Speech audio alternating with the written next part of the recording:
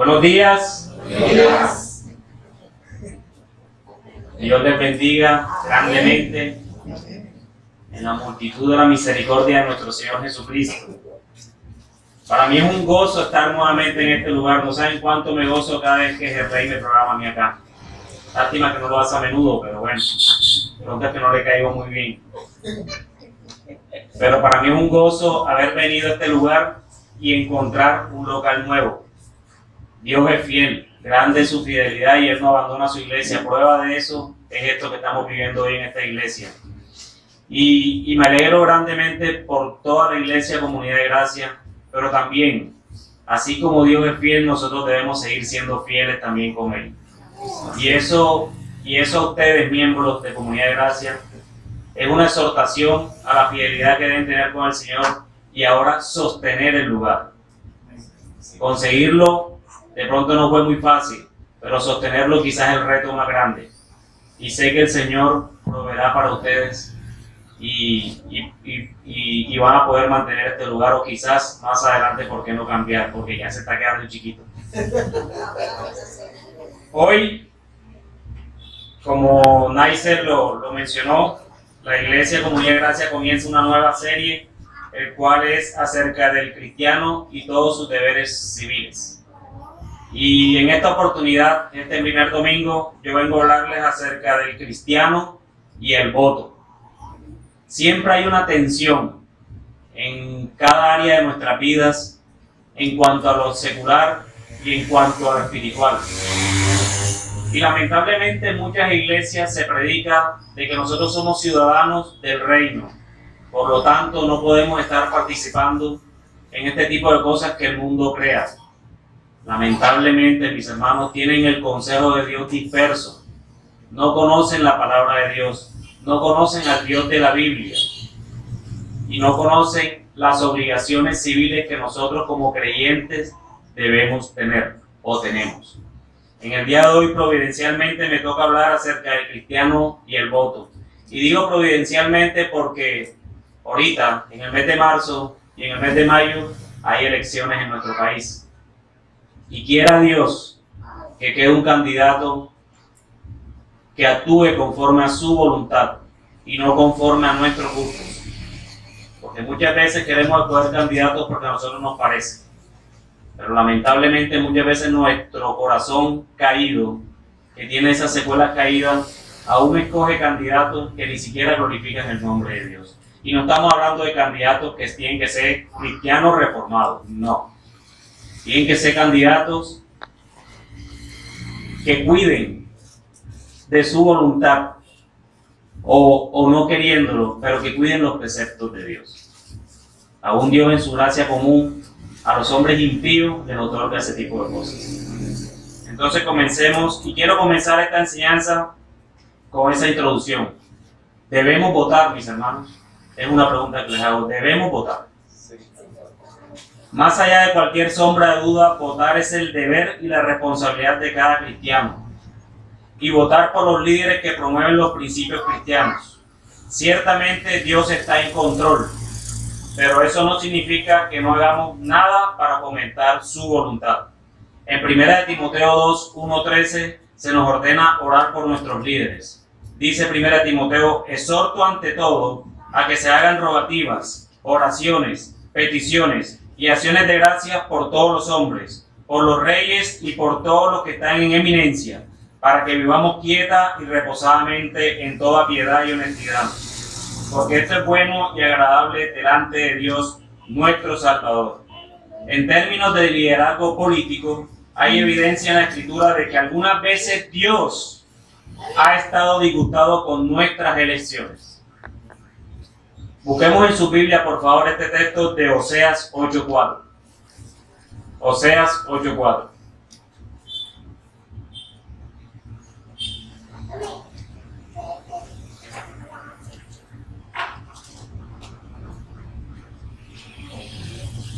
Dice así la palabra de Dios. Ellos establecieron reyes, pero no escogidos por mí. Constituyeron príncipes, mas yo no lo supe. De su plata y de su oro hicieron ídolos para sí, para ser ellos mismos destruidos. La evidencia del dominio del pecado en este mundo está por todas partes.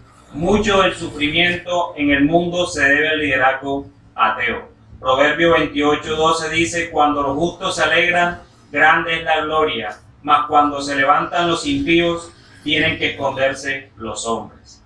La Escritura da instrucciones a los cristianos para que obedezcan a las autoridades legítimas, a menos que éstas contradigan los mandamientos del Señor.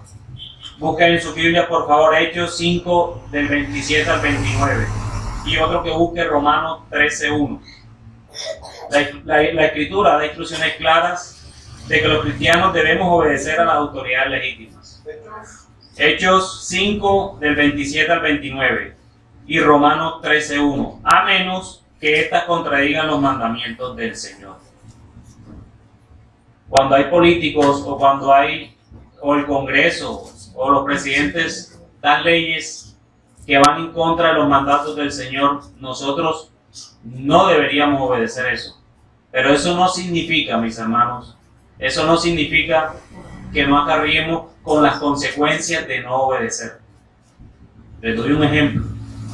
Si a mí un gobierno me instaura, como en China, por ejemplo, de que no puedo tener más de un hijo, y ya yo tengo mi hijo, y por cosas o por providencias del Señor mi esposa queda embarazada nuevamente, en China me obligan a abortar. Delante de Dios eso no es válido, eso no glorifica su nombre, no lo debo hacer. Pero eso no quiere decir que no acarree las consecuencias del gobierno que me está instalando, sea cárcel o sea hasta muerte. Nosotros tenemos que vivir con esas consecuencias, pero ante todo tenemos que glorificar el nombre del Señor. Hechos 5, 27 al 29 dice: cuando los trajeron, los presentaron en el concilio, y el sumo sacerdote les preguntó diciendo: ¿no os mandamos estrictamente que no enseñáis en ese nombre? Y ahora habéis llenado a Jerusalén de vuestra doctrina, y queréis echar sobre nosotros la sangre de ese hombre. Respondiendo Pedro y los apóstoles dijeron: es necesario obedecer a Dios antes que a los hombres. A los apóstoles se les había prohibido predicar de Cristo, ¿y ellos obedecieron? No. ¿Por qué? Porque Cristo mismo les había dicho: id a ser discípulos a todas las naciones, y tenían que predicar de Él, enseñando las cosas que yo les dije. Por lo tanto, ellos acarrearon las consecuencias, pero no quitaron el mandato del Señor. Romanos 13:1 dice: sométase toda persona a las autoridades superiores, porque no hay autoridad sino de parte de Dios, y las que hay por Dios han sido establecidas. Mis hermanos, aún los gobiernos ateos, el Señor ha permitido que se establezcan. Dice la palabra de Dios que Dios quita y pone reyes. Pero eso no quita la responsabilidad del por quién vas a votar tú. Son dos cosas bien diferentes. Sí, la providencia del Señor pone y quita reyes. Pero ¿sabe la providencia del Señor cómo se mueve? A través de sus instrumentos también. Como creyentes debemos esforzarnos por elegir líderes quienes serán a su vez guiados por nuestro Creador. Primer libro de Samuel 12:13 dice: ahora pues, he aquí el rey que habéis elegido, el cual pedisteis, ya veis que Jehová ha puesto rey sobre vosotros. Los candidatos o aspirantes que violan los mandamientos bíblicos en la vida, la familia, el matrimonio o la fe, nunca, escúchese bien, nunca deben ser apoyados por un creyente. Nunca. Proverbios 14:34 dice: la justicia engrandece a la nación, mas el pecado es afrenta de las naciones. Los cristianos deben votar como sean guiados a través de la oración y el estudio tanto de la palabra de Dios como de las realidades de las opciones en la votación. Los cristianos en muchos países de este mundo son oprimidos y perseguidos. Sufren bajo gobiernos ante los que ellos no tienen el poder para cambiar. Gobiernos que odian su fe y silencian sus voces. Estos creyentes predican el Evangelio de Jesucristo a riesgo de su propia vida. Muchos son muertos para que otros puedan beneficiarse del amor de Dios. Los cristianos de nuestro país han sido bendecidos, hemos sido bendecidos con el derecho de hablar y elegir a sus líderes sin temer por ellos mismos y sus familias. Por lo menos hasta ahora hemos sido bendecidos con eso. En nuestros días y en esta era hay muchos que quieren retirar el nombre y el mensaje de Cristo totalmente fuera del ojo público. Votar es una oportunidad para promover, proteger y preservar un buen gobierno. Dejar pasar esa oportunidad significa permitirle a aquellos que denigrarían el nombre de Cristo que se abran camino en nuestras vidas. Los líderes que elegimos o no hacemos nada por quitarlos tienen gran influencia en nuestras libertades. Ellos pueden elegir proteger nuestros derechos de adorar y propagar el Evangelio, o pueden restringir nuestros derechos. Ellos pueden dirigir nuestra nación hacia la rectitud o hacia un desastre moral. Providencialmente, con esta enseñanza se acercan tiempos de votación, y mi petición al Señor es que ilumine los corazones de su pueblo con sabiduría para escoger entre los candidatos a aquellos que están en favor de sus preceptos, tanto en el Congreso de la República en el mes de marzo como en la presidencia en el mes de mayo. Teniendo todo lo anterior en mente, mis hermanos, y sabiendo que es un deber como ciudadanos de este país y del reino que debemos votar, mi propuesta para ustedes en esta mañana es llevarlos a meditar por quién votar, cómo debemos prepararnos para votar y además al final algunas aplicaciones prácticas. No vengo a decirles por cuál persona votar, que quede claro. Aquí no venimos a hacer proselitismo político. El púlpito no se debe utilizar para eso. No vengo a decirles que voten por X o por Y o por Z, por este partido o por el otro. No, mis hermanos, ustedes deben ser convencidos por la palabra de Dios en oración y saber a la luz de las Escrituras por quién deberían votar. Y para ello establecí esta enseñanza en 2 puntos.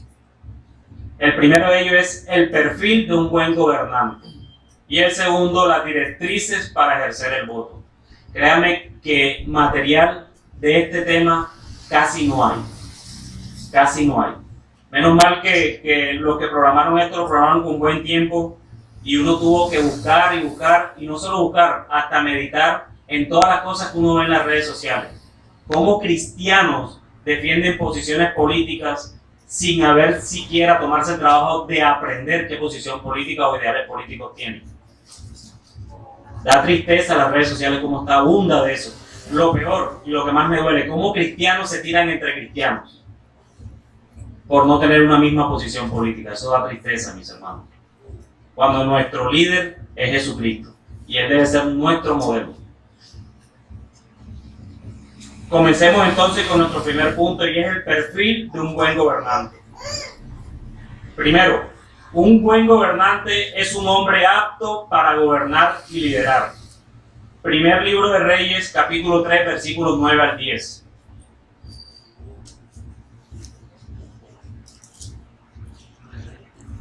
Primero de Reyes, capítulo 3, versículos del 9 al 10.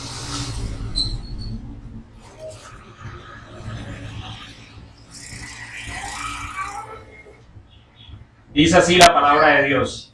Da pues a tu siervo corazón entendido para juzgar a tu pueblo y para discernir entre lo bueno y lo malo.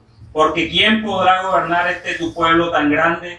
Y agradó delante del Señor que Salomón pidiese esto. Salomón, el hombre, uno de los hombres más ricos que la Biblia nos muestra, lo único que le pidió al Señor fue sabiduría. Dame, Señor, sabiduría para gobernar a tu pueblo. Un buen gobernante es un hombre apto para gobernar y liderar. Dios puede proveer de aptitudes incluso a hombres incrédulos o inconversos para beneficio de todo el pueblo, aunque ellos mismos no reconozcan que esa capacidad viene de Dios. El gobernante debe ser sabio y prudente. José interpretó el sueño de Faraón y recomendó que se buscara un hombre sabio y prudente para que pudiera tomar decisiones en beneficio del pueblo luego que José le interpretó el sueño de las 7 vacas gordas y las 7 vacas flacas. Ahora sabemos, que fue José el escogido para hacer esa labor, pero José no estaba recomendándose a sí mismo. Él seguramente confiaba que en la corte de Faraón hubiese un hombre así y ciertamente esos hombres no eran creyentes. Pero aún así él confiaba en el Señor de que el Señor proveía el conocimiento y la sabiduría de esos hombres para que pudieran hacer las cosas bien. La tarea más difícil de un gobernante no es hacer lo recto. La tarea más difícil es saber qué es lo recto. Nosotros debemos orar al Señor que nuestros gobernantes o los que pretenden elegir tengan esa clase de dependencia en Dios, como Salomón le pidió al Señor sabiduría. Pero como muchos no lo van a hacer, y es evidente, porque ciertamente no quieren depender de Dios, entonces, mis hermanos, nos toca a nosotros orar por ellos. Cuando empecé con Timoteo, ora por lo que está en eminencia, nosotros simplemente nos centramos en oremos por lo que está en eminencia, pero si leemos Timoteo y él dice el por qué, vemos que es para nosotros mismos al final, mis hermanos, para que vivas reposadamente, no con un gobierno que te persiga, no con un gobierno anticristiano, no es con un gobierno de eso que vamos a vivir reposadamente. Entonces debemos orar por ellos para que el Señor incline sus corazones por lo menos a sus preceptos, así no sean escogidos. En segundo lugar, un buen gobernante es un hombre comprometido con la justicia. Éxodo 18:21 dice: además escoge tú de entre todo el pueblo varones de virtud, temerosos de Dios, varones de verdad, que aborrezcan la avaricia, y ponlos sobre el pueblo por jefes de millares, de centenas, de 50 y de 10. Aquí está Moisés diciéndonos cuando escogieron a los jueces, porque ya tanta gente él no podía estar pendiente, entonces tuvieron que escoger jueces. Y el mismo Dios le dijo: escoge tú de entre todo el pueblo varones de virtud.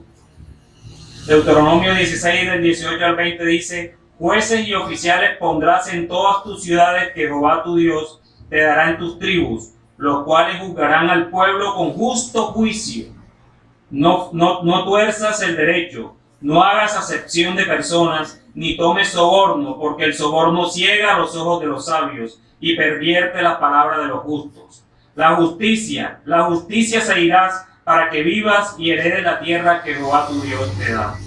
Los que están en autoridad deben administrar la justicia con equidad. Romanos 13, del 3 al 4 dice: porque los magistrados no están para infundir temor al que hace el bien, sino al malo.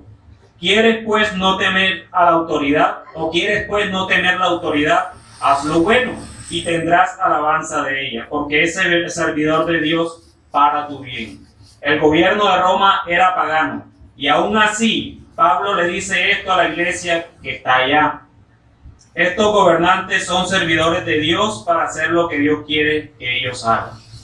La justicia es beneficiosa en todo sentido de la palabra. La justicia es necesaria en una nación. Hace que ésta crezca. Hace que el pecado sea refrenado cuando se administra bien la justicia. Con equidad, castigo al malvado y libertad al de buen comportamiento. Proverbios 14:34, el que leímos al inicio, dice: la justicia engrandece a la nación, mas el pecado es afrenta de las naciones. En tercer lugar, mis hermanos, y este es importante, ténganlo siempre en mente cuando hagan sus elecciones. Un buen gobernante es un hombre que no se sitúa él mismo por encima de la ley. Y estamos hablando de un buen gobernante que nunca se va a situar por encima de la ley. ¿Y por qué hago énfasis en este punto? Lamentablemente en este país hay mucha impunidad. Hay mucha impunidad, y cuando se elige, el que se elige, ya por haber sido elegido, ya queda con ciertos escudos para no poder ser juzgado. Un buen gobernante pone la ley por encima de sí mismo. Un buen gobernante debería derogar esa ley. Si no teme a que lo juzguen porque él no va a hacer nada malo, se supone que debería derogar esa ley. No como nuestro último presidente que quería derogar la reelección después que se religió. Eso es una doble moral. Todos los candidatos para esta época previas a elecciones ponen de manifiesto su honestidad. El problema de esto es que nosotros no tenemos las herramientas necesarias para poder evaluarlos. En algunos casos se pueden comprobar la deshonestidad cuando anteriormente han hecho promesas que no han cumplido, o cuando están inmersos en procesos judiciales por temas de corrupción, peculado o demás. El Poder Judicial debe ser independiente y su actuación debe ser equitativa, donde aún los gobernantes puedan ser llamados a responder por sus actos. No debe gozar de tanta inmunidad política por haber ocupado cargos de preeminencia en alguna nación. Ningún ser humano puede estar por encima de la ley, ni los líderes civiles ni los líderes religiosos. Mis hermanos, muchas veces la justicia no puede juzgar a algunos que se prepararon para no ser juzgados, pero estos aún no escaparán de la justicia divina. El juicio de Dios nunca podrá evitarse, pero eso no nos quita la responsabilidad de escoger gobernantes que no traten de situarse por encima de la ley. En cuarto lugar, un buen gobernante se rodea de hombres íntegros y competentes.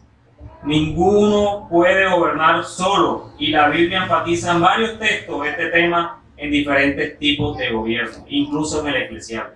Es sabio, mis hermanos, gobernar en conjunto. Es sabiduría. Proverbios 25:5 dice: aparta al impío de la presencia del rey, y su trono se afirmará en justicia. No solo debe apartarse de hombres impíos, sino también de insensatos y necios. ¿Usted recuerda a Roboam? Roboam, el hijo de Salomón, se rodeó de jóvenes para tomar un consejo, y no de los ancianos de mayor experiencia. ¿Y cuál fue el resultado? Israel se dividió. Estos 5 puntos que acabé de mencionar debe servir de guía y para ir a votar por un aspirante que esté capacitado para liderar un país. Pero no solo con eso nos conformamos. Mi pregunta es, mi hermano, ¿te estás preparando para ejercer el voto? Listo, podemos tener una idea de lo que puede ser un buen gobernante, pero ahora te pregunto a ti, ¿te estás preparando para ejercer el voto? Y esta inquietud es la que nos lleva a nuestro segundo punto del día de hoy, las directrices para ejercer el voto. En primer lugar, que la palabra de Dios sea tu guía primaria a la hora de votar. ¿Escucharon bien? Que la palabra de Dios sea tu guía primaria a la hora de votar. Esto puede sonar obvio, pero una cosa es decirlo y otro es colocarlo en práctica. Salmo 119:105 dice: lámpara es a mis pies tu palabra y lumbrera a mi camino. Mi hermano, votar hace parte de tu camino, y lámpara es a tus pies y lumbrera en tu camino. Votar hace parte de ese camino.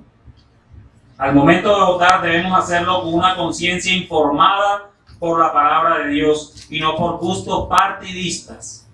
Mi hermano, cada cosa que hacemos la debemos hacer para la gloria de Dios, y esta no es la excepción. No importa qué línea partidista sea tu familia. No importa, tú debes votar por aquellos que honran los principios que Dios nos muestra en su palabra. Es nuestro deber, mis hermanos. Pero en segundo lugar, no solo la palabra de Dios debe ser la guía primaria, sino que también ora por sabiduría antes de votar. Proverbios 3 del 5 al 8 dice: fíate de Jehová de todo tu corazón, y no te apoyes en tu propia prudencia. Reconócelo en todos tus caminos, y él enderezará tus veredas. No seas sabio en tu propia opinión. Teme a Jehová y apártate del mal, porque será medicina a tu cuerpo y refrigerio para tus huesos. Mis hermanos, necesitamos orar para todo, y el votar no se excepciona de eso. Tú oras. Tú has orado. Has puesto estas elecciones que vienen en oración. Mi hermano, orar por el Estado, orar por los gobernantes y orar por los próximos elegidos es orar por ti mismo también. Porque ¿qué dice Timoteo? Para que descanses reposadamente. Mis hermanos, estamos en un momento coyuntural bastante fuerte, el cual puede cambiar el rumbo de este país, y tú eres responsable por eso. Necesitamos orar mucho por este tema, mis hermanos. Debemos levantar nuestras voces al Señor pidiéndole que nos ayude a elegir a alguien que glorifique su nombre, que promueva sus principios, que tenga misericordia de nosotros y nos ayude a que no se monten en autoridad personas que odian su santo nombre. Y ciertamente los hay. Y si salen electos aquellos que odian al Señor, porque así la providencia lo ha determinado, debemos orar para que el Señor incline sus corazones para hacer el bien, así ellos no sepan lo que están haciendo. Mi hermano, tú oras por este país y sus gobernantes, vuelvo y te pregunto. Nada más oras por ti y por los tuyos. Bueno, orar por los que están en autoridad también es orar por ti y por los tuyos. Ellos necesitan sabiduría, necesitan discernimiento y solo Dios puede dar eso, aunque muchos no lo sepan. En tercer lugar, vota por el candidato que en la gracia común de Dios parezca tener la agenda más alineada con los valores fundamentales de nuestra cosmovisión cristiana. Vota por el candidato que en la gracia común de Dios parezca tener la agenda más alineada con los valores fundamentales de nuestra cosmovisión cristiana.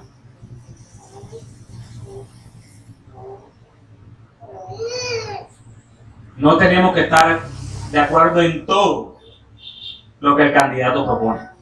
Es imposible. Primero, porque muchos de ellos ni siquiera son creyentes.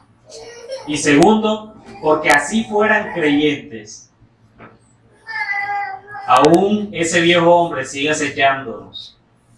Por eso nunca van a ser perfectos. Pero hay cosas que puedes mirar desde una perspectiva que no ataca los principios bíblicos, y eso sí es fácil de entender.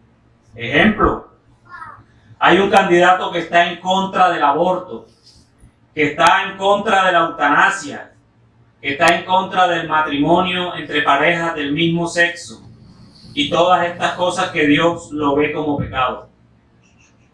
Pero subirá algún impuesto el cual seguramente va a afectar tu bolsillo. Solo por eso no votarías por él, porque va a afectar tu bolsillo. Déjame decirte que si ese es tu pensamiento, tienes un corazón egoísta. Solo estás pensando en el amor en ti mismo. Mi hermano, primero está Dios. Creo que muchas iglesias han enseñado Dios, la iglesia y la familia. Ese es el orden que pone todo el mundo. Mi hermano, el orden es Dios, Dios y Dios. Porque aun si la familia no te apoya en tus creencias, ¿qué haces? ¿Te vas con la familia y dejas a Dios? No. ¿Cierto? Eso no puede ser lo que marque tu no aceptación por el candidato, sino más bien lo que atenta contra los principios bíblicos. Evalúa si ese candidato promueve la libertad religiosa o la restringe. Ese candidato protege la vida desde la concepción hasta la tumba. Ese candidato respetará la definición bíblica del matrimonio. Pero mi hermano, también cuarto punto, vota con una limpia conciencia y deja los resultados en las manos del Señor. Eso es importante. ¿Por qué? Porque así como nosotros muchas veces nos preocupamos por la salvación de nuestros seres queridos, y aún caemos a veces en el error de querer salvarnos o salvarlos por nosotros mismos. Aún así pasa con las cosas en este país. Queremos hacer las cosas y queremos salvar el país y olvidarnos que hay un Señor que reina. Aquel que estuvo en la escuela de la membresía debe entender que quien reina es Cristo. Y aún, si queda un candidato que no va conforme a los principios bíblicos, mi hermano, Cristo reina. Pero lo que no puedes hacer es abstenerte de votar, porque estarías apoyando el pecado de candidatos que están en contra de Dios y sus preceptos. Vota también, mis hermanos, confiando plenamente en la soberanía de Dios. Debemos votar, pero es Dios quien pone reyes y quita reyes, como lo dice Daniel. Nosotros que vivimos en un país democrático somos instrumentos en sus manos para llevar a cabo sus propósitos eternos. Sí, el Señor coloca reyes y quita reyes, pero eres tú, mi hermano, quien tiene la responsabilidad de votar. Y votar por alguien que cuide de sus preceptos, más allá por el que vaya a votar al que está al lado tuyo. Tú cumple con tu deber. Lo que sí te aconsejo siempre, mi hermano, no te abstengas de votar. Vota. Y al final quien gane, él llevará a cabo sus propósitos eternos para su gloria y el bien de su pueblo. Debemos estar atentos a este proceso electoral Debemos tomarlo en serio, pero no podemos estar en pánico por los resultados del proceso electoral, porque al final Dios reina. Pero también, mis hermanos, si alguno de los candidatos que quedan escogidos son inmorales, puede descansar en que Dios en su sabiduría puede utilizar a esas personas para llevar a cabo sus planes. Romanos 13 nos enseña que debemos someternos a las autoridades, pero esto no quiere decir, mis hermanos, que tenemos permiso para votar por los peores candidatos. No confundamos una cosa con la otra, como se lo dije al principio. Confiamos en la soberanía del Señor, confiamos en que Dios reina, pero tu responsabilidad es votar por alguien que cuide de sus preceptos, no que los odie. En todo caso, si ese queda, confía en el Señor que es soberano. Pero no evadas tu responsabilidad solo porque Dios reina. No, yo voy a votar por este porque yo sé que igual Dios reina. No. Cada quien responderá por sus obras delante de Dios. Muchas veces predicamos de que todos responderemos delante de Dios, pero siempre nos olvidamos que nosotros también responderemos delante de Dios. No solo los no creyentes. Nosotros también, nuestras obras serán contadas. No confundas una cosa con la otra. Tu responsabilidad no se puede esconder en que Dios hará cumplir sus planes, independientemente de quién sea, y entonces tú votas por cualquiera sin importar sus convicciones morales delante de Dios. ¿Tú crees en la soberanía de Dios? ¿Tú te tirarías de un quinto piso? ¿Y por qué no si tú crees en la soberanía de Dios? Porque es pecado, hermano. Estás atentando contra tu vida. Esto es igual, tu andar cristiano es lo mismo. Yo creo en la soberanía de Dios, pero creo que Él también llena mi corazón y mi mente con sabiduría suya para elegir conforme a su palabra, no conforme a mis gustos. Si fuera por mis gustos, quizás votara por alguien que ni siquiera va a estar conforme a la palabra de Dios. Nuestra esperanza no está puesta en ningún hombre, sino plenamente en el Dios que reina en su trono. No sabemos cuáles son los planes de Dios, pero gane quien gane, Dios hará las cosas conforme a su voluntad y para el bien nuestro. La intención, mis hermanos, de esta enseñanza no es ser pragmáticos para ir a votar, sino más bien tener claro que tanto los candidatos como nuestras convicciones deben ir alineados a todo el consejo de Dios. Mis hermanos, no tomen un versículo y lo apliquen al candidato y demostrar que él sí ama al pueblo porque supuestamente se preocupa por el pueblo. No caigamos en eso. Como tampoco estemos repitiendo lo que otros dicen por ahí como loros. Miren, en el internet hay mucha información, tanto falsa como verdadera. Revisen las fuentes, es mi consejo. No caigan en el error de transmitir información sin fuente confiable. El éxito de un rumor radica en que se retransmita el mensaje. De lo contrario, fracasa. No seamos instrumentos de rumores. Verifiquemos la historia, verifiquemos las ideologías partidistas y no tanto a las personas. Y este me parece bueno y este no me parece bueno. No tanto esa persona. La persona moralmente puede ser buena, pero ¿y su ideología? Su partidismo, su populismo. Todo lo que revisamos en cuanto a ideología se trata debe ser a la luz de las Escrituras y no bajo nuestras propias posiciones personales. Y ya para concluir, quiero traerles a ustedes unas aplicaciones prácticas para ejercer el voto. Primero, debemos tener una expectativa realista de la labor que ejercerán los elegidos en cada elección que se lleva a cabo. Eso quiere decir que no debemos ser fatalistas, pero tampoco podemos ser ilusos. Así que votemos por el que creamos que sea el más idóneo, pero siempre recordando que nuestra esperanza está en Dios y no en el hombre. En segundo lugar, mis hermanos, gane quien gane, sea o no el candidato de tu preferencia, nosotros como cristianos estamos llamados a someternos a nuestras autoridades civiles. Estamos llamados a respetarlas. Estamos llamados a orar por ellas. Estamos llamados a cumplir con nuestras obligaciones ciudadanas siempre que no interfieran con nuestra obediencia a Dios, como pasó en el caso de los apóstoles. Si hay alguien que debe ser un ciudadano modelo, si hay alguien en este mundo que debe ser ciudadano modelo, es precisamente tú, mi hermano, como cristiano. Nosotros como creyentes debemos ser los ciudadanos modelos. Sabemos que nuestra ciudadanía está en los cielos, pero también debemos saber que mientras transitamos por esta tierra, debemos respetar a las autoridades puestas por Dios para el funcionamiento de la sociedad humana. En tercer lugar, nosotros los cristianos no podemos dividirnos, y atentos a esto, no podemos dividirnos por preferencias políticas. Después de haber visto el perfil a la luz de las Escrituras, pueda que el candidato 1 encaje más que el candidato 2.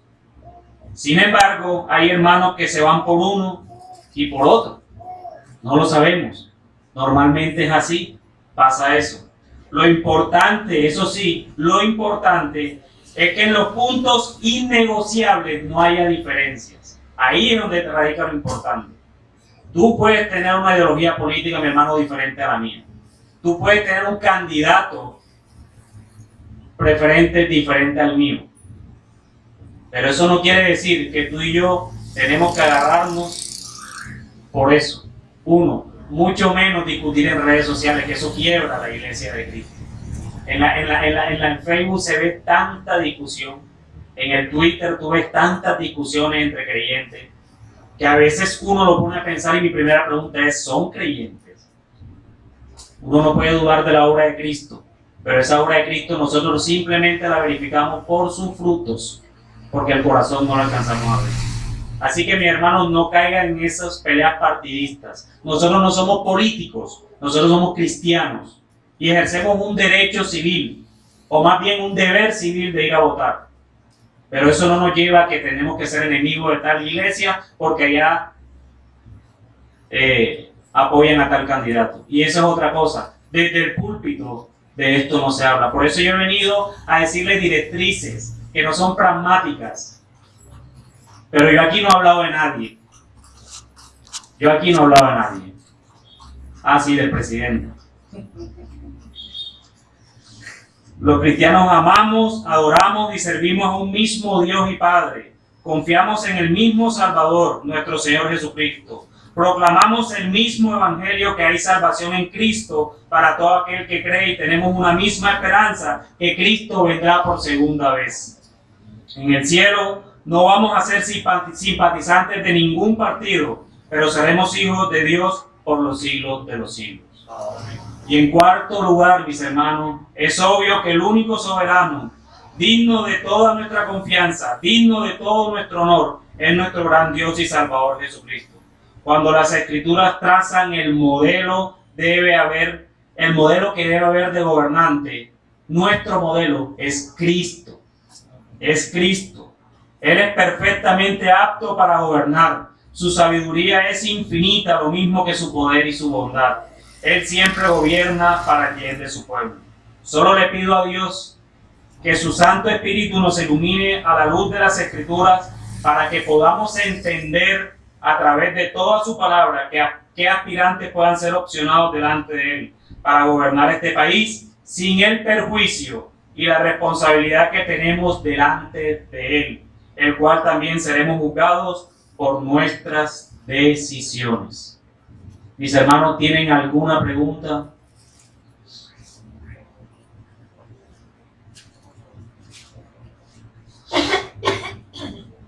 Si no tienen una pregunta, yo sí les pregunto a ustedes.